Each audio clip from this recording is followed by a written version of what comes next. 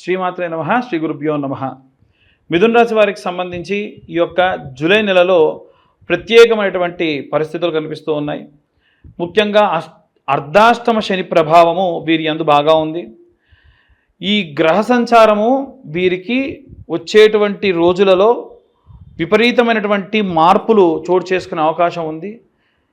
మీరు ఏదైతే ఇల్లు కోసం మారాలి అనుకుంటూ ఉన్నారో మిథున రాశి వారికి గృహ యోగం ఉంది, కానీ జాగ్రత్తగా మీరు ఇంటిని కొనుగోలు చేసుకోండి. ఇల్లు మారిన తర్వాతకి ఇబ్బంది పడకండి. ప్రతి ఒక్కళ్ళ జాతకరీత్యా లగ్నం బట్టి ఇంటి ఎంట్రన్స్ డిసైడ్ అవుతుంది. ఉదాహరణకు మీది కానీ ఒకవేళ సింహలగ్నం అనుకోండి, మీకు ఉత్తర దిగ్భాగము తూర్పు దిగ్భాగము బాగా ఉంటుంది. ఇలా ఒక్కొక్క లగ్నాన్ని బట్టి ఒక్కొక్కరికి ఒక్కోలా ఉంటుంది. కాబట్టి జాతకంలో మీ జాతకం చూపించుకుంటే మీ జాతకంలో లగ్నాన్ని బట్టి ఇంటి ఎంట్రన్స్ని సెలెక్ట్ చేసుకొని వెళ్ళండి. అందరికీ తూర్పు బాగుంటుందని వెళ్తే కొంతమందికి తూర్పు భాగం వచ్చి రాదండి, ఆగ్నేయ భాగం వచ్చి వస్తుంది. కొంతమందికి పశ్చిమ భాగం వచ్చి వస్తుంది, అంటే పడమర వచ్చి వస్తుంది. కొంతమందికి వాయువ్యం ఎంట్రన్స్ బాగా వచ్చి వస్తుంది, కొంతమందికి దక్షిణ భాగం వచ్చి వస్తుంది. చాలామందికి ఉంటుంది అలాగా. కాబట్టి అనవసరంగా మీరు తెలుసుకోకుండా పోయి ఇబ్బంది పడకండి. ఇంకొకటి, ఒక ఇంట్లో ఎవరైనా సరే ఉంటున్నారనుకోండి, ఆ ద్వారం అనేటువంటిది ఏంటిది, ఏ ఎంట్రన్స్ అనేది నోట్ చేసి పెట్టుకోండి. దానివల్ల ఏంటంటే మీకు ఎప్పుడు వెళ్ళినా సరే ఆ ఎంట్రన్స్ అంటే ఉదాహరణకు రెంట్ హౌస్లో ఉన్నారు, మీరు ఆ ఇంట్లో ఉండగా చాలా బాగా ఉన్నారు, ఆ ఇంటి ఎంట్రన్స్ ఏ దిక్కుకు వస్తుంది, సౌత్ ఈస్ట్ కార్నరా, నార్త్ ఈస్ట్ కార్నరా, లేకుంటే సౌత్ వెస్ట్ కార్నరా, ఇలాంటివన్నీ కూడా మీరు క్లియర్గా తెలుసుకొని దాన్ని బట్టి ఇంటిని కొనుగోలు చేయండి. మంచి గృహసిద్ధి కలిగేటువంటి నెల ఈ నెల. అలాగే గృహిణులు, అలాగే వ్యాపారస్తులు, ఉద్యోగస్తులు, వీళ్ళందరికీ కామన్గా ఉన్నటువంటి ఒక చిన్న ఇది ఈ నెలలో ఏమిటంటే, మీరు అనుకున్న పనులలో చిన్న చిన్న మార్పులు చేస్తారు, ఒక మనిషి సలహా తీసుకుంటారు. అయితే మనం సాధారణంగా చేసేటువంటి తప్పు ఏమిటంటే, ఒక పాల ప్యాకెట్ కొనాలంటే డేట్ చూస్తాం, ఇవాళ ఉందా లేదా. ఒక సరుకులు కొనాలంటే డేట్ చూస్తాం, వేసుకునే మందులకు ఎక్స్పైరీ డేట్ చూస్తాం, దాని ఏ కంపెనీ నుంచి వస్తుంది అని చూస్తాం. మనం సలహా తీసుకునే మనిషి కూడా ఎలాంటి వాళ్ళు, వాళ్ళకి ఏమైనా సరే అవలక్షణాలు ఉన్నాయా అనేవి కూడా చూడాలి కదా. ఇవి చూడకుండా ఎవరన్నా తెలవని వ్యక్తితోని మనం వారి నుంచి ఏదైనా సలహాలు తీసుకుంటే చాలా ఇబ్బంది పడతారు. జాగ్రత్తగా ఉండండి.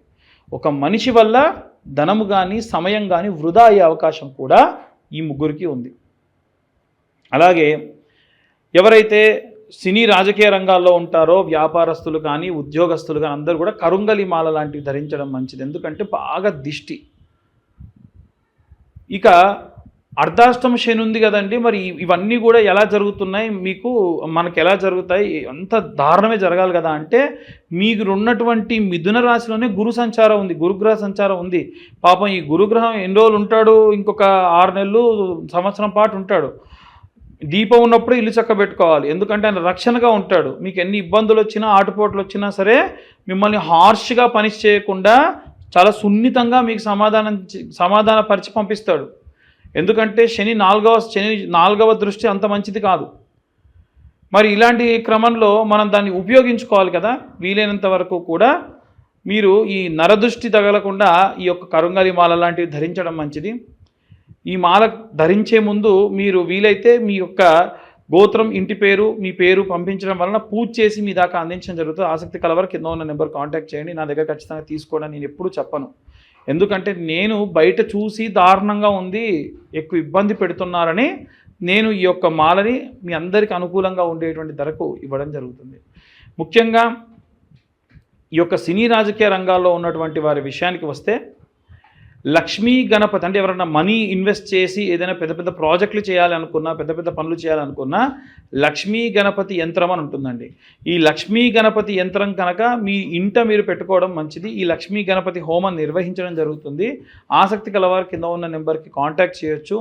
ముఖ్యంగా ఈ యొక్క వారాహి నవరాత్రులు ప్రారంభంలో ఉన్నటువంటి ఒక 4 రోజులు ఉన్నాయి కాబట్టి అమ్మవారికి సంబంధించి హోమాల్లోనే ఈ యొక్క లక్ష్మీ గణపతి హోమం కూడా చేసి మీ దాకా యంత్రాన్ని అందించడం జరుగుతుంది. ఆసక్తి కలవారు కింద ఉన్న నెంబర్కి కాంటాక్ట్ చేయొచ్చు. అలాగే అన్ని వర్గాల వారికి సంబంధించి ఎలాంటి రెమెడీస్ తీసుకోవాలి, ఎలాంటి మంత్రం చదవాలనే విషయాన్ని ఇప్పుడు మనం తెలుసుకుందాం. ఈ యొక్క జూలై నెల చాలా ప్రాముఖ్యతతో కూడినటువంటి నెల. మనకున్నటువంటి ఇంగ్లీష్ క్యాలెండర్ లెక్కల ప్రకారంగా చూసుకున్నట్టయితే ఈ జూలై అనేటువంటిది 7వ నెల సంఖ్యగా వస్తుంది. అంటే సగభాగం వరకు కూడా సంవత్సరంలో పూర్తవుతుంది. ఒక విషయం ముఖ్యంగా చెప్పాలి అనంటే ఈ సంవత్సరానికి శాపం తగిలిందా అనేట్టుగా ఉంటుంది. ఎందుకంటే మన ఈ 2025వ క్యాలెండర్లో ఉన్నటువంటి డేట్స్, వీకెండ్స్ ఎలా ఉంటాయో 1941వ సంవత్సరానికి సంబంధించినటువంటి క్యాలెండర్ ఇయర్ అంతా కూడా యాజ్ ఇట్ ఈజ్ అలాగే ఉంటుంది. ఈ సంవత్సరంలో మనకు ఉన్నటువంటివి ఏవైతే జరిగినటువంటి డిజాస్టర్స్ ఉన్నాయో దీనికి రెట్టింపుగా 1941లో జరిగింది. అందున ముఖ్యంగా పర్ల్ హార్బర్ లాంటి బ్లాస్టింగ్స్ జరగడం కానీ, అలాగే ఉన్నటువంటి మన యొక్క వరల్డ్ వార్ 2 జరగడం కానీ, ఇలాంటివన్నీ కూడా చైనాలో 1500 మంది ఒకేసారి మాస్గా చనిపోవడం కానీ ఇలాంటివన్నీ కూడా జరిగాయి. మనం ఈ సంవత్సరం చూసుకుంటే కాలిఫోర్నియాలో జరిగినటువంటి ఆ యొక్క అడవి అంతా కూడా తగలబడి ఎన్నో జీవులు చనిపోవడము, అక్కడి నుంచి మొదలై ముఖ్యంగా మన భారతదేశంలో పెహల్గాం దాడి కానివ్వండి, రైల్వే యాక్సిడెంట్ కానివ్వండి, మొన్న రీసెంట్గా జరిగినటువంటి ఎయిర్ ఇండియా క్రాష్ కానివ్వండి, చాలా వరకు మాస్ సంఖ్యలో జనాలు చనిపోతూ ఉన్నారు. ఇదంతా కూడా గ్రహస్థితికి సంబంధించినటువంటి విషయం. కేవలం మనకు 6 నెలలు మాత్రమే పూర్తయింది, ఇంకా 6 నెలలు జరగబోతూ ఉంది. మన తెలుగు లెక్కల ప్రకారంగా అయితే ఇంకా మనకు 8 నుంచి 9 నెలల పాటు మన యొక్క తెలుగు క్యాలెండర్ అనేటువంటిది ఉంది. కాబట్టి జనాలందరూ కూడా చాలా జాగ్రత్తగా ఉండాలి. ముఖ్యంగా ఈ సంవత్సరంలో చూసుకున్నట్టయితే మనకు గతంలో గడిచినటువంటి రోజుల్లో షష్టగ్రహ కూటమి కానీ, పంచగ్రహ కూటమి కానీ, అలాగే శని తిరోగమనం కానీ ఇవన్నీ కూడా మనం దాటుకుని వచ్చాం. అలా దాటుతూ ఇప్పుడు ప్రత్యేకంగా ఏంటంటే పలానా రాశి వారిని టార్గెట్ చేయడం అనేటువంటిది జరుగుతూ ఉంది. ఉదాహరణకు శని మీనంలో ఉన్నాడు, ఏలినాటి శని ప్రభావం మీనరాశి వారికి అది యుక్త వయసులో ఉన్న వాళ్ళకైతే మొదటి దశ, లేదా కాస్త 3 పదులు దాటిన వారికైతే 2వ దశగా ఉంటుంది. కాబట్టి శారీరకమైనటువంటి బాధలు కానీ, యాక్సిడెంట్స్ కానీ, లేకుంటే ఆపరేషన్స్ కానీ జరిగే అవకాశం ఉంటుంది. అలాగే ఉన్నటువంటి అన్ని రాశుల్లో శని 4వ స్థానంలో మిథున రాశిని చూస్తూ ఉంది, అంటే వారికి అర్ధాష్టమ శని. 8వ స్థానంలో తులారాశిని చూస్తుంది, అంటే వారికి అష్టమ శని. అందున ప్రత్యేకంగా సింహరాశి వారికి వచ్చేసి ఈ యొక్క కుజుడు మరియు కేతువు కలిసి ఉన్నారు. ఒక్కసారి మీరు ఎవరైనా సరే జూలై నెలలో ఉన్నటువంటి రోజు ప్రారంభం ఎలా అవుతుంది అనేది ఓపెన్ చేస్తే రాహువు కేతువుకి ఇటుపక్క అంతా ఎవరు ఉండరు, మిగిలిన అన్ని గ్రహాలు అటుపక్క ఉంటాయి. ఇది సాధారణంగా ఒక మనిషి ఎవరన్నా పిల్లవాడు పుడితే అది కాలసర్పదోషము అని అంటారు.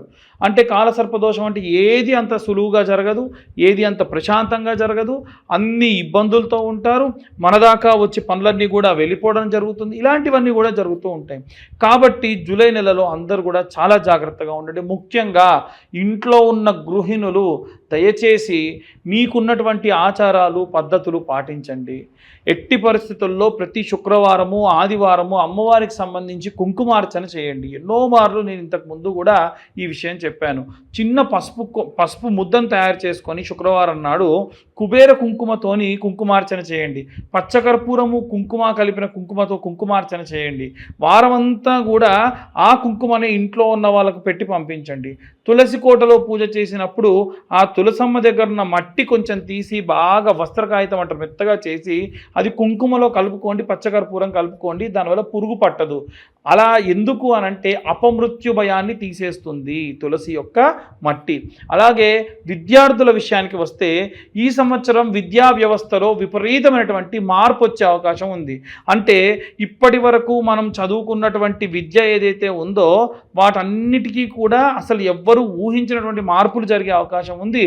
పిల్లలందరూ కూడా మేధా దక్షిణామూర్తికి సంబంధించినటువంటి ఈ యొక్క జపము, మంత్రము లాంటివి చదువుకోవడం, స్తోత్రం కనీసం రోజు ఒకసారి వినడం చాలా మంచిది. అలాగే ఎవరైతే ఉద్యోగస్తులు ఉంటారో అనవసరమైనటువంటి పోకడలకు పోయి ఉద్యోగాన్ని మారాలనేటువంటి దాని జోలికి పోకుండా వీలైనంత వరకు కూడా బృహస్పతి గ్రహానికి సంబంధించిన జపం చేసుకోండి. ఆ మంత్రం ఏమిటంటే గురు అరిష్టేతు సంప్రాప్తే గురు పూజాంచకారయేత్ గురుధ్యానం ప్రవక్ష్యామి పుత్ర పీడోపశాంతయే. అలాగే ఈ యొక్క వ్యాపారస్తులందరూ కూడా వీలైనంత వరకు కనక పుష్యరాగము అనేటువంటి స్టోన్ని లాకెట్గా కానీ లేకుంటే కనక పుష్యరాగాన్ని ఉంగరంగా మాత్రమైనా సరే ధరించడం చాలా చాలా శ్రేయస్కరం.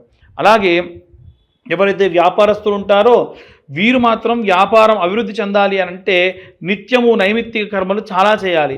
ఒక గ్లాస్లో ఒక నిమ్మకాయ ప్రతిరోజు కూడా మార్చడం లాంటివి కానీ, మీ యొక్క వ్యాపార స్థలంలో ఉన్నటువంటి అమ్మవారి ఫోటోకి పసుపు కొమ్ములతోని అల్లి ఒక దండలా వేసుకోవడం కానీ, ఇలా నిమ్మకాయ ఎండుమిరపకాయలతోని అమర్చి దిష్టిగా కట్టుకోవడం కానీ, ప్రతి వారం వారం మార్చుకోవడం కానీ, పటికను పెట్టుకోవడం కానీ, వ్యాపార స్థలం అంతా శుచిగా ఉంచుకోవడం కానీ, ప్రతిరోజు కూడా వ్యాపార స్థలం విడిచి వెళ్ళేటప్పుడు ఒక పేపర్, ఇంత పొడుగు పేపర్ అడుగున కొంచెం కాల్చి కుడివైపు 3 సార్లు ఎడంవైపు ఒకసారి తిప్పి అక్కడ పడేసి వెళ్ళడం లాంటివి చేయడం వల్ల వ్యాపారానికి ఉన్నటువంటి నరదృష్టి, నరదోష, నరఘోషం అంతా కూడా పోతుంది. అలాగే ఈ యొక్క అన్ని వర్గాల వారు, ముఖ్యంగా సినీ రాజకీయ రంగాల వారు పబ్లిక్ డొమైన్లో ఉంటారు కాబట్టి వీలైనంత వరకు కూడా నరదృష్టి లేకుండా ఉండాలి అంటే కరుంగలి మాల లాంటివి ధరించడం మంచిది. కరుంగలి మాల మనం పనికి వెళ్ళేటప్పుడు వేసుకొని వెళ్ళడము, తర్వాత తిరిగి రాగానే స్నానం చేసి పూజ చేసుకునేంత వరకు దాన్ని ధరించడం, తర్వాత తీసి పక్కకు పెట్టడం, నిద్రించేటప్పుడు కానీ భోజనం చేసేటప్పుడు కానీ దాన్ని ధరించకుండా ఉండడం, ఇలాంటివి చేస్తే మంచిది. రైతులు, చేతి వృత్తులు, కుల వృత్తులు చేసేవారు కూడా ఈ కరుంగలి మాలను ధరించవచ్చు. ఈ మాలకున్న ప్రత్యేకత ఏమిటంటే, మీ మనస్సు బాలేదు, ఏదో దేవాలయానికి వెళ్ళి ఓం నమ శివాయ, గణపతి దేవాలయానికి వెళ్ళి గం గణపతయే నమః అన్న మంత్రము ఆ మాలతో అలా జపం చేయండి. ఈ మాల జపం చేసేటప్పుడు ఏదైనా వస్త్రం చేతి కప్పుకొని చేయండి. ఈ మంత్రం చెప్పినటువంటి జపమాల మెడలో ధరించడానికి బాగుంటుంది, ధరించవచ్చు. వేరే ఏ మాల అలా ధరించడానికి కుదరదు. ఈ కరుంగలి మాల కావాలి అని ఉంటే కింద ఉన్న నెంబర్ కాంటాక్ట్ చేయండి. మీరు ప్రత్యేకంగా ఈ యొక్క మాలని మా యొక్క నెంబర్కి కాల్ చేస్తే, ఇంకోటి ఏంటంటే మీ గోత్రం పేర్లు పంపిస్తే మేము ఆ యొక్క పూజాది క్రతువు చేసి మీకు ఆ మాలను మీ దాకా కొరియర్ చేయడం కూడా జరుగుతుంది. అలాగే ఎవరైనా సరే ఇంటి నిర్మాణానికి సంబంధించి కూడా అనవసరమైనటువంటి ధనాన్ని వెచ్చిస్తూ ఉన్నారు కాబట్టి వీలైనంత వరకు కూడా ఈ యొక్క ఇంటి నిర్మాణం చేసేటప్పుడు, అలాగే ఇల్లు ఏమన్నా వాస్తురీత్యా బాగాలేదని మార్చేటప్పుడు అనవసరమైన ఖర్చు చేయకుండా ఇల్లు వాస్తురీత్యా బాగాలేకపోతే మర్చ యంత్రం అనేటువంటిది పెట్టుకోవచ్చు. ఇక అన్ని వర్గాల వారికి సంబంధించి ఒకే ఒక్క మంత్రం, ఓం క్లీం కృష్ణాయ వాసుదేవాయ హరయే పరమాత్మనే ప్రణతక్లేశనాశాయ గోవిందాయ నమో నమః. ఇంతకు మునుపు మనం ఏ రాశి వారికి ఆ రాశి వారికి ఒక్కొక్కరుగా కూడా మనం మంత్రం చెప్పుకున్నాము. ఇప్పుడు ఈ నెలలో అందరూ కూడా ఈ మంత్రాన్ని జపం చేయడం కానీ పఠనం చేయడం కానీ విపరీతమైనటువంటి శక్తినిస్తుంది. ఈ 2025వ సంవత్సరం మాస్గా ఇంకా చాలా జరిగేటువంటి అవకాశాలు ఉన్నాయి. పెట్రోల్ ట్యాంకర్స్ లాంటివి బ్లాస్ట్ అవ్వచ్చు. పిల్లలకు, ముఖ్యంగా చిన్న పిల్లలకి ఎవరికైనా సరే మాస్గా మెడిసిన్ పడక, ఫుడ్ పడక చనిపోయే అవకాశాలు ఉంటాయి. కాబట్టి ఎటువంటి నెగ్లిజెన్సీతో ఉండకండి. దయచేసి ఈ 7-8 నెలల పాటు జాగ్రత్తగా ఉండండి. తర్వాత వచ్చే కాలం ఎంతో శుభదాయకంగా ఉంటుంది. సర్వే జనా సుఖినో భవంతు. స్వస్తి.